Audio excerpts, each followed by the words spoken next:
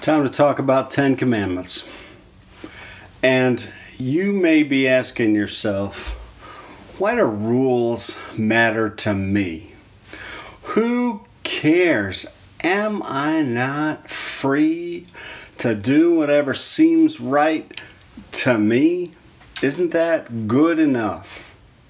And the answer is probably not. Probably not. A lot of people make really bad decisions when it's left up to them, so few rules probably aren't a bad idea. What should they be? Jesus had just 2 rules. Here I got 10 rules. The whole Jewish law has about 600 rules.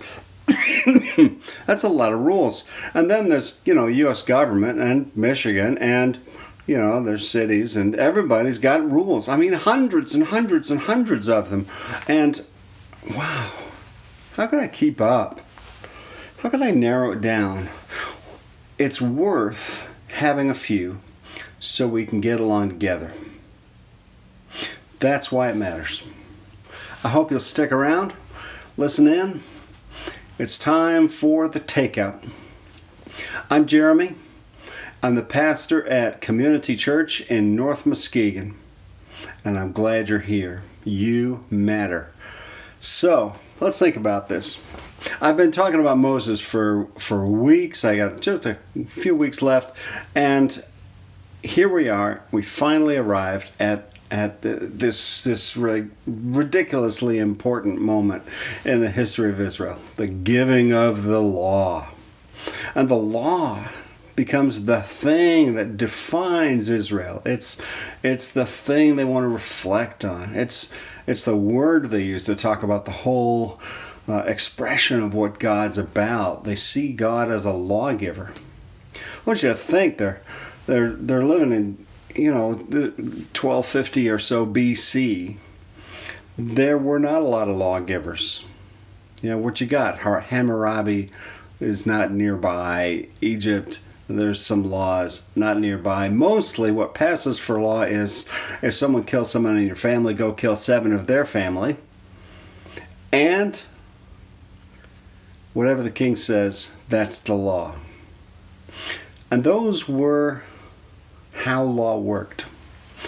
And mostly when you worshiped a god back then, your understanding was we just do whatever the god wants to please the god. We want to please the god because the god otherwise will get mad at us and not give us good crops or not give us rain or will make us all sick or something, or we'll just get mad and won't defend us in battle and all the things we want the God to do for us.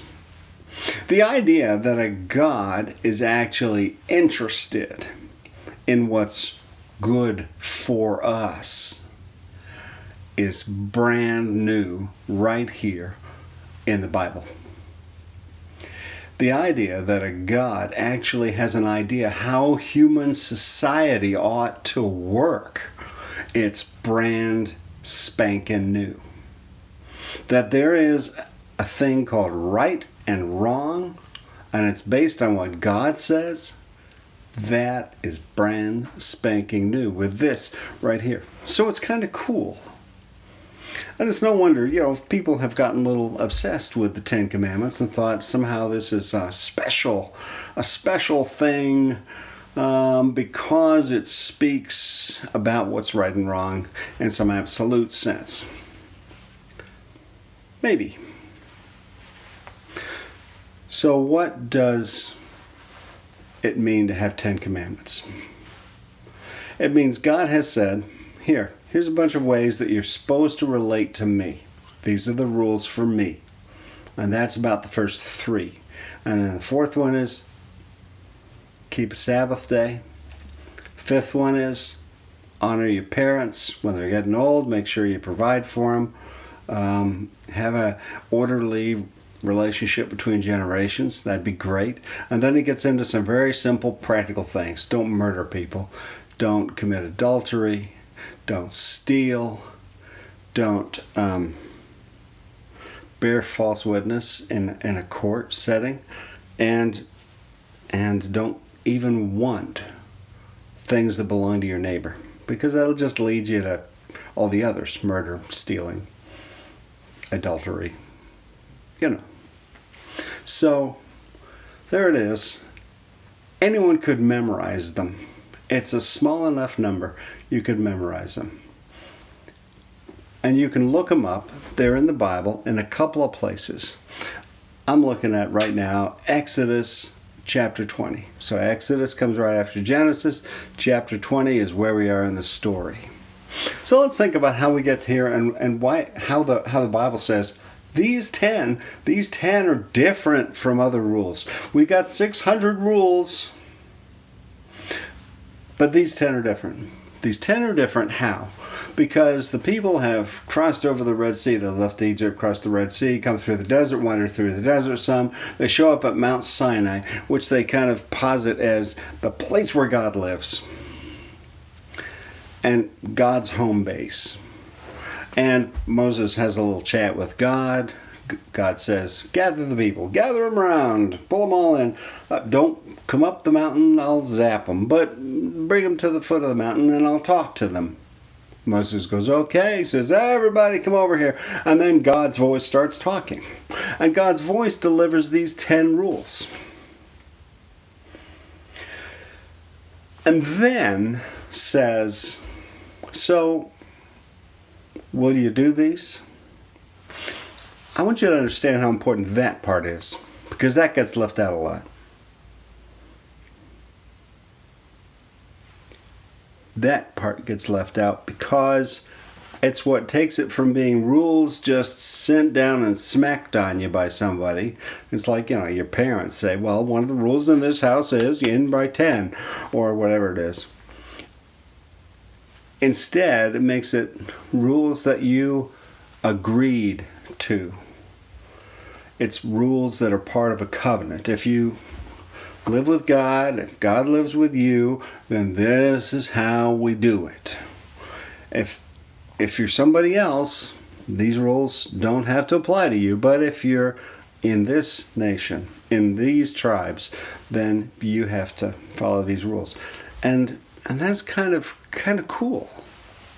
It's a relationship based, and all the rules, they are relationship based. The rules are you going to have other gods? No, you're not going to have other gods. Are you going to make things that you worship? No. Are you going to waste, using my name to make little vows? No. You're going to keep the Sabbath and have that Sabbath be for everybody who lives around you? Yes. Are you going to honor your parents so there's not some generation of starving people while you're all rich? Right. And then don't kill and don't steal and all these other things.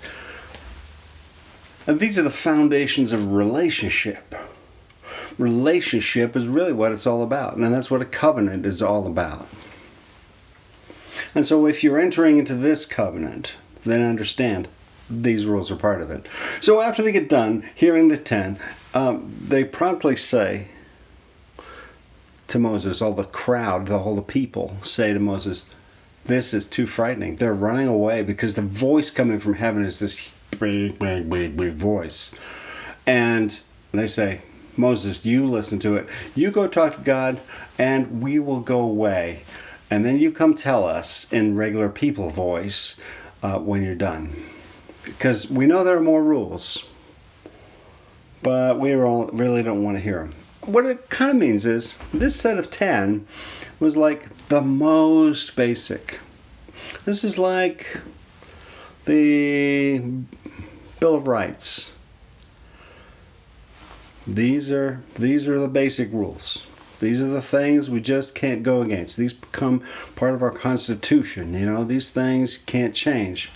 These are the most basic. Now we can change the speed limits, and we can change, the number of feet you have to sit back from your neighbors. We can change all kinds of things, but we can't change these. That's awesome.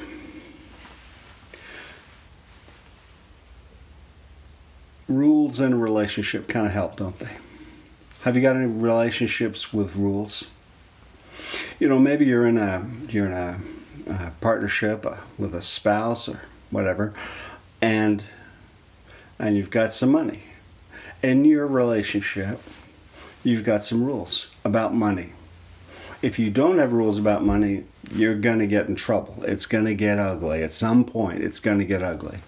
Maybe you've got a rule about who's in charge. Or you have to check with me for any purchases over, depending on your family and your situation. Any purchase over 20, any purchase over $100, any purchase over $500. If you're there, you're doing pretty well. Or maybe, before you buy a car. I knew a guy, turned 60, bought himself a fancy motorcycle, and didn't tell his wife in advance. I knew him, like 7, 8 years later. She still mentioned it on a regular basis. So he should have checked with her. He knew the rules and he broke them. It's like, oh man, that wasn't a good idea. We've got to have some rules. We got to have some rules when we're living together. Rules about how we do that. You're not allowed to slap somebody. You're not allowed to say certain words in certain situations. That would be bad. You're not allowed. You have to do your own laundry. You have to take a shower. Whatever the rules are that you have to follow, you have to follow them. And why do you have to follow those rules? You have to follow them because you don't live on a mountain by yourself with nobody for miles around. You actually live among other people. They may or may not be in your apartment or your house. There are other people. And you interact with them when you go and buy stuff in the store. Well, then, you really ought to wear a mask.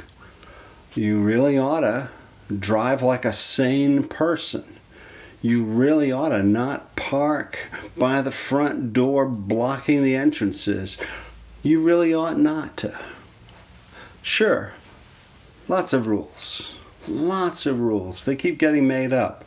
Church people love to make up rules. Make up rules that are, really important. Like, I had a church where it was no coffee in the sanctuary. Kids ought not to run. I don't believe in that one. I think we ought to just sort of say you can run over there. But we'll try to stay out of the way so you don't knock too many people over. I understand there's a reason for rules. But sometimes our rules are just an expression of what we think is most important.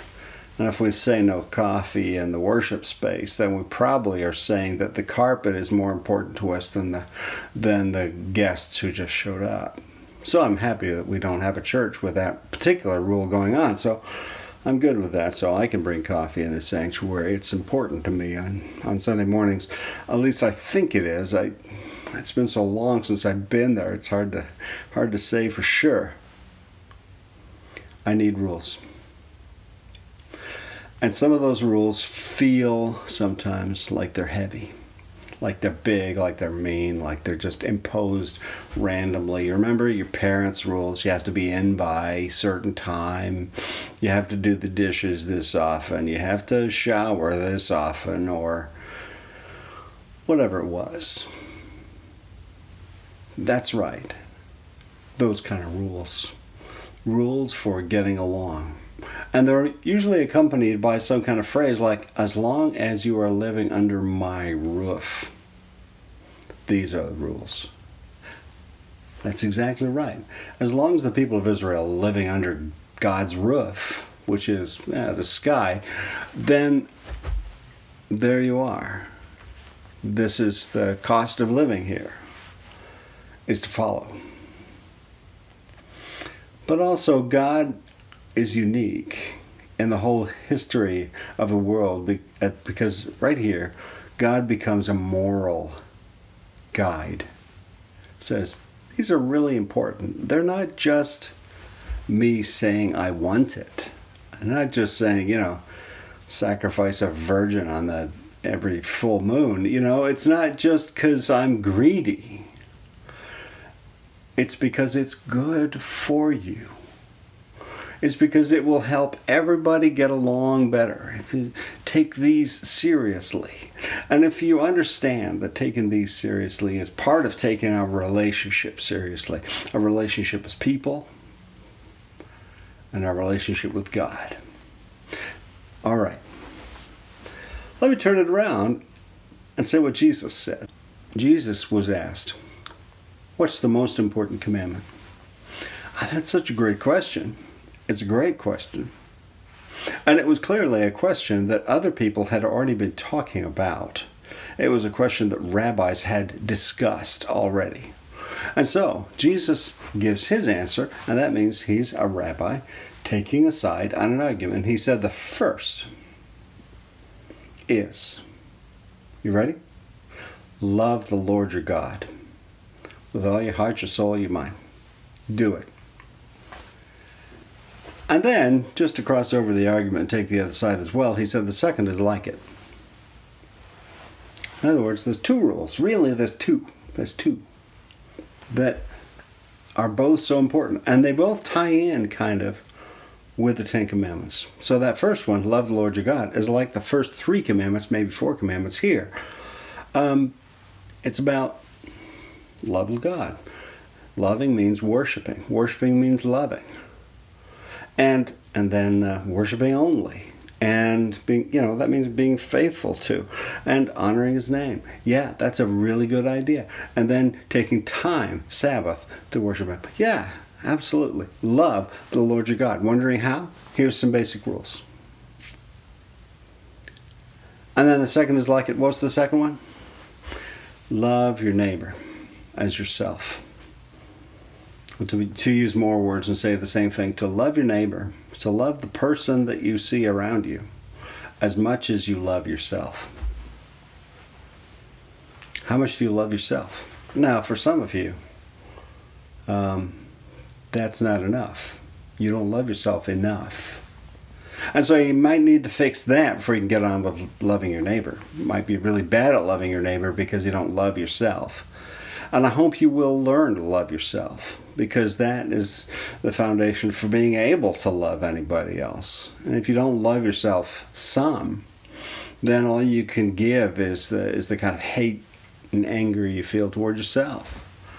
Well, that's no good. That's no good for loving anybody. It's no good for building society. We can't build a society of people who just hate themselves, because then they can't give anything. So, those are Jesus' top 2. And Jesus' top 2 are so simple. And yet, the top 10 commandments here, the 10 commandments that are set apart from all the other commandments because they're the ones given by the voice of God direct to the people in the desert at Sinai, these ones are so simple, any moron can understand them. Don't murder anybody. Okay, I understand. Don't steal stuff. Okay. Those are simple. And Jesus has raised the bar, hasn't he? He's said, let's take all these action commandments. Do this, don't do this. And he's saying, change your heart. Make it about love. Make it about love. I wonder where you are. I wonder if you're in a place where you need to remember the basic rules and be reminded every day not to kill people. Maybe that's a live issue you're facing right now. And if it is, don't do it. And then again, maybe you've got those down and you really feel like, look, I'm not messing these up. I'm doing fine. Why are you even talking about 10 commandments? They're so basic. I promise you, they're not basic for everybody, or else divorce rates wouldn't be what they are, or else murder rates wouldn't be what they are, or else we wouldn't have to all these protests going on in the nation right now because a police officer murders a man. If people didn't do it, it would be obvious, and we would all be ready then to move on. But maybe you are ready to reconsider and say, I've been doing these things. I've been not doing these things. I've been following these basic rules. What's next? What's next for me? What's the next step? How about I change how I'm thinking about it and realize that this is all kind of a love thing? And that's one of those words that Jesus uses all the time. He's always talking about love. And it's not smoochy love. It's treasure other people, value other people, honor other people, care about other people. Let them matter to you.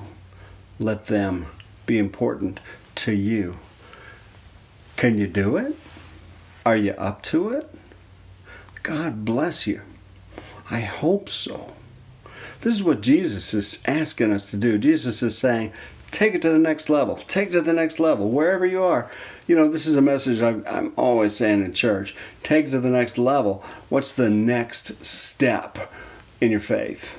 The next step in your relationship with God? Where is it?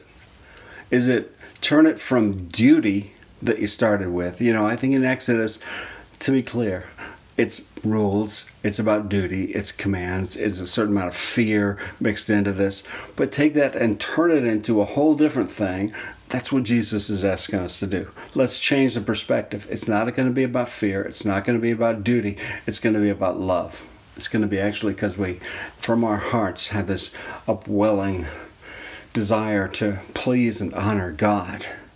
And we have the same thing around people. We want to connect with and honor and bless people around us.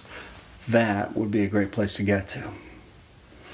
Maybe for you, the first step is honor yourself, love yourself, care about yourself. Can you do it?